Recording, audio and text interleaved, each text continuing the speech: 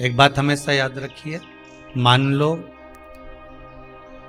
घर में अगर लक्ष्मी नहीं आ रही, किसी कारणवश कोई कार्य ऐसा हो गया हो कि आप बहुत मेहनत कर रहे हो, सफलता नहीं मिल रही हो, लक्ष्मी प्रवेश नहीं कर रही हो, तो महाराज बेल का जो फल होता है, उस फल के अंदर का जो गुर्दा होता है, बेल के फल का अंदर का जो भाग होता है गुर्दा, उसको लेकर घर पर आओ और सुखा लो।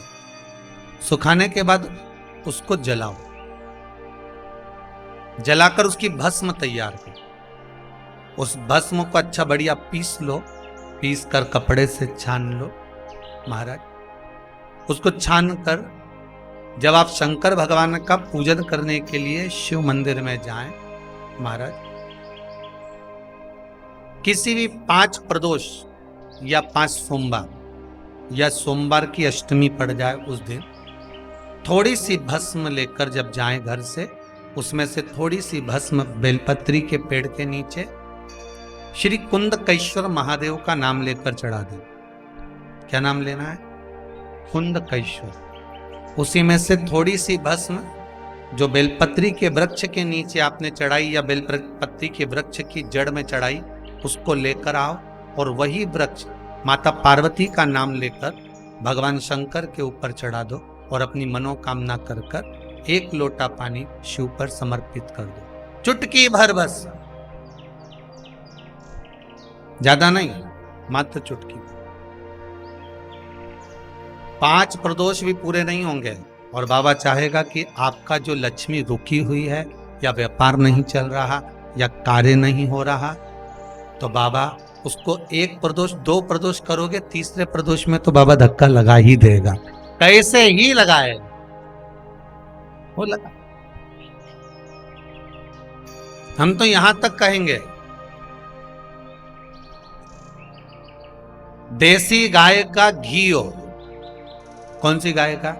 देसी हो, जर्सी नहीं, देसी गाय का घी हो। देसी गाय के दूध से जो घृत का निर्माण हो वो घी हो, और बेले का जो फल का गुर्दा जलाओ, उसकी भस्म अगर आपने बेलपत्री के पेड़ के नीचे ही बनाई हो, मान लो अगर कोई बड़ा बेलपत्री का वृक्ष हो, और पहले देख लेना उसके नीचे बनाते समय कहीं मधुमक्खी तो नहीं लग रही, नहीं तो दादा तुम्हारा क्या बस चले, तुम तो वहां आग लगा दो, मधुमक्खी तुम्हें निपटा दे। पर उसका भी एक महत्व है। बेलपत्री के पेड़ के नीचे बेल के फल का गुर्दा की अगर थोड़ा सा भी सूखा हुआ कहीं बेल का फल का गुर्दा मिल जाए, उसको जलाकर उसकी भस्म तैयार। उस भस्म को पीस ले,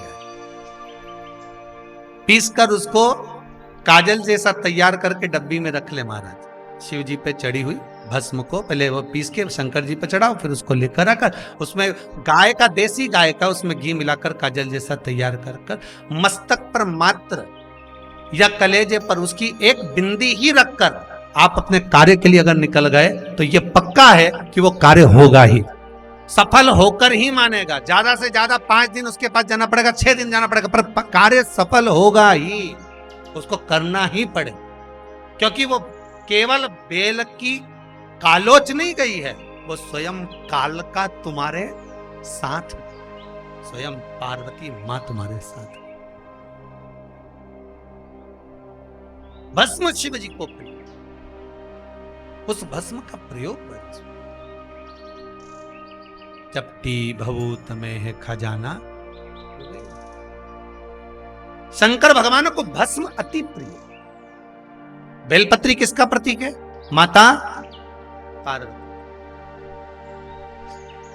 जब मां जगत जननी जगदम्बा, आप लोगों ने अभी नवरात्रे गए हैं तो नवरात्रे में दर्शन किया होगा, माता का जहां यज्ञ होता है, सप्तसती से यज्ञ हो, चाहे मां अंबे जगदम्बा का जो यज्ञ होता है, उसमें बेले के फल की भी आहुति लगती है।